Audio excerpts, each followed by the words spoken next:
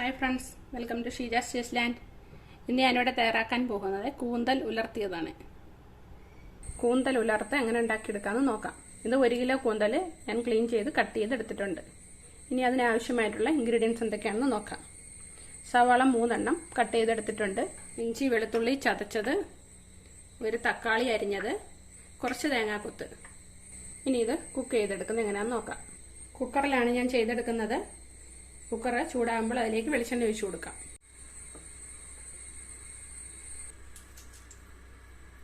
കടുക് ഇട്ട് കൊടുക്കാം. കടുക് പൊട്ടിയതിന് ശേഷം കുറച്ച് കറിവേപ്പില ഇട്ട് കൊടുക്കാം. ഇനി നമ്മൾ എടുത്ത് വെച്ചിരിക്കുന്ന തേങ്ങാക്കൊത്ത് ഇട്ട് കൊടുക്കാം.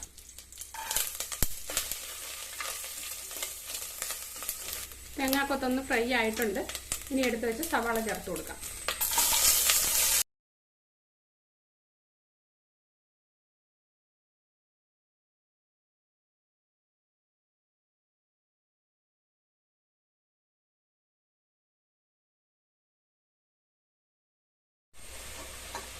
പച്ചമുളകോടെ ചേർത്ത് കൊടുക്കാം.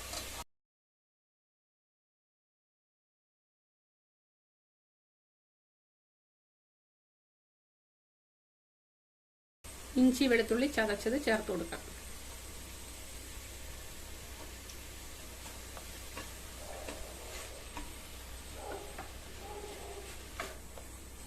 ഇതിലേക്ക് തക്കാളി ഇട്ട് കൊടുക്കാം.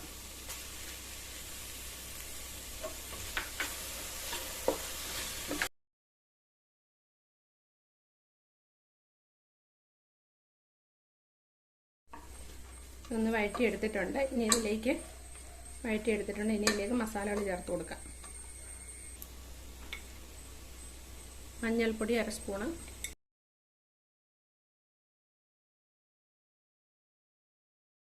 മല്ലിപ്പൊടി 1 ടേബിൾ സ്പൂൺ, മുളക് പൊടി, ഗരം മസാലപ്പൊടി 1 സ്പൂൺ.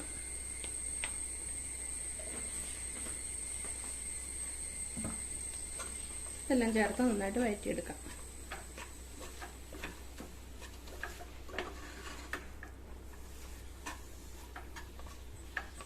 എടുത്തു വെച്ചിരിക്കുന്ന കൂന്തൽ ചേർത്ത് കൊടുക്കാം.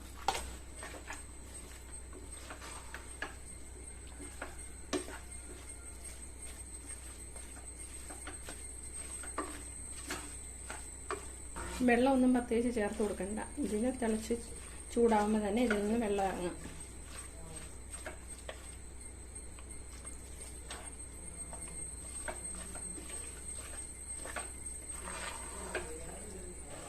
ഇനി ഇത് അടച്ചു വെച്ച് 2 വിസിൽ വരുന്നവരെ വേവിച്ചെടുക്കാം.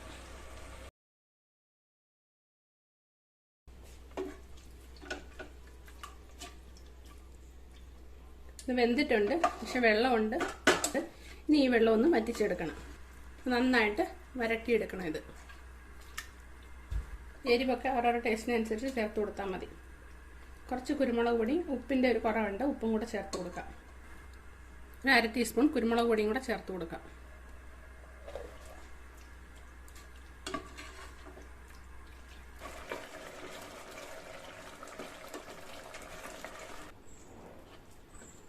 ഇങ്ങനെ വെള്ളമൊക്കെ വറ്റി നമ്മുടെ കൂന്തൽ നല്ല റെഡി ആയിട്ടുണ്ട്. ഈ സമയം നമുക്ക് ഫ്ലെയിം ഓഫ് ചെയ്ത് കൊടുക്കാം. ഇനി ഇത് സർവിംഗ് ഡിഷിലേക്ക് മാറ്റാം. അങ്ങനെ നമ്മുടെ അടിപൊളി ടേസ്റ്റിലുള്ള കൂന്തൽ ഉലർത്തിയതോടെ റെഡി ആയിട്ടുണ്ട്. എല്ലാവരും ഇതേ രീതിയിൽ ഒന്ന് ട്രൈ ചെയ്ത് നോക്കണം. നല്ല ടേസ്റ്റായത് കഴിക്കാൻ. വീഡിയോ ഇഷ്ടപ്പെട്ടാൽ ഷെയർ ചെയ്യാൻ, ലൈക്ക് ചെയ്യാനൊന്നും മറക്കരുത്.